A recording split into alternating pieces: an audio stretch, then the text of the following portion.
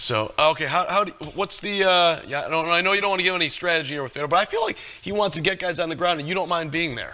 Yeah, and I think Fedor actually, because of age and because of his success with his hands, he was never a large heavyweight, and you know, so he uses his speed as a heavyweight to actually had a lot of success. Yeah. So when he hits hard, you know, speed, you know, velocity times mass, right? So you know, he's still a 225, 230 pound guy who's been able to make light heavyweight in the past. You've seen him in bouts with Dan Henderson, but so his explosiveness is still there. You don't really lose that ability to be powerful. That's why you see strength athletes, guys in strongman competition, competing easily in their 40s, you know?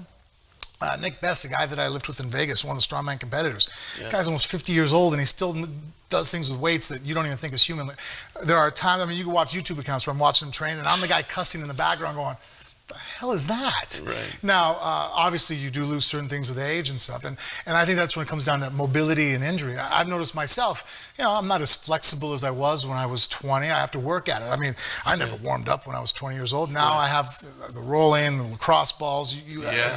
Right now in my backpack, I have a strap to stretch, you know, when I travel, and so feels so good. Yeah, so Fedor, I feel, has gone away from his ground game, and he was probably one of the first ground and pound guys who was really proficient at it. But it requires him to take you down. And I think that because the heavyweights nowadays are much bigger, stronger athletes than there were when he was really at his peak of his career, he's had a difficult time. And we saw it even in fights with Brett Rogers. And I think the cage is another factor. You know, in a boxing ring, you don't have to be the better wrestler. In fact, wrestling isn't very easy in a boxing ring because you have nothing to shove someone against. Where in the cage, wrestling becomes the #1 attribute.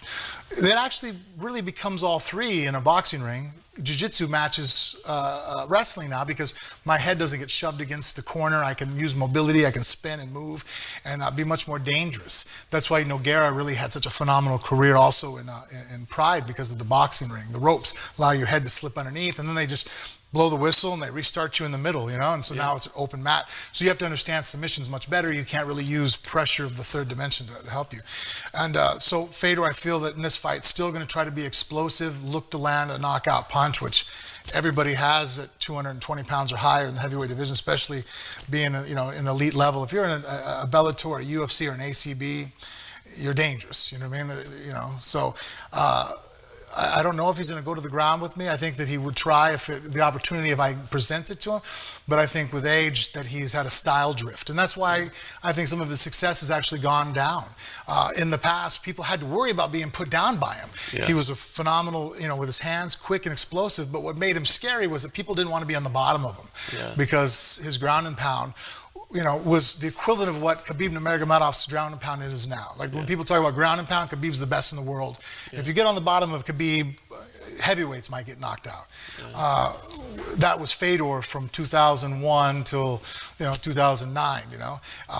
But because he doesn't get on that top position as much and he's had so much success knocking guys out, he tends to keep the fight there. Since you mentioned Khabib, what's your thoughts on Conor?